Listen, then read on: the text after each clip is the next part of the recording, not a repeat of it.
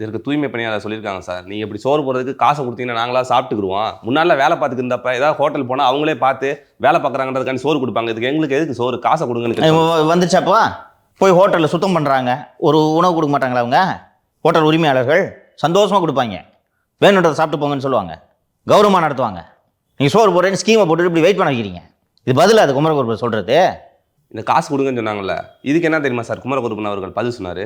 காசு கொடுத்தோம்னா வேற எதுக்காக செலவு பண்ணிடுவாங்க, அது அவங்க இஷ்டம். பசிக்கும் போது சாப்பிட தானே சார் போகிறாங்க, பட்னியாகவே கிடந்துருவாங்களா? குடிக்கிறாங்கன்னே வச்சுக்கப்பா, அவர் மீன் பண்ணுறது அதுதான், எடுத்துன்னு போய் குடிச்சிடுவாங்கன்ட்டு குடிச்சிட்டு போகிறாங்க.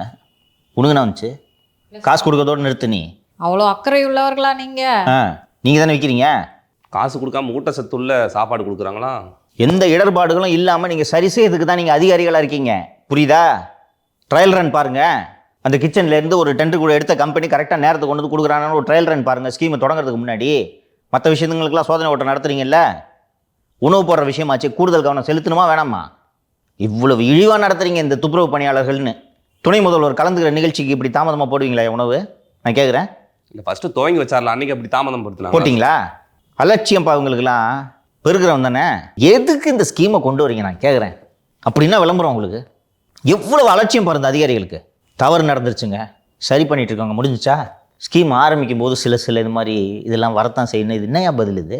அதெல்லாம் வரக்கூடாதுன்றதுக்கு தான் நீங்கள் அதிகாரியாக இருக்கீங்க சார். இன்னைக்கு விகடனில் முதல்வருக்கு தெரியுமா டிஜிபி விவகாரம் அப்படின்னு சொல்லிட்டு ஒரு செய்தி வந்திருக்கு சார். அதில் என்ன சொல்கிறாங்கன்னா,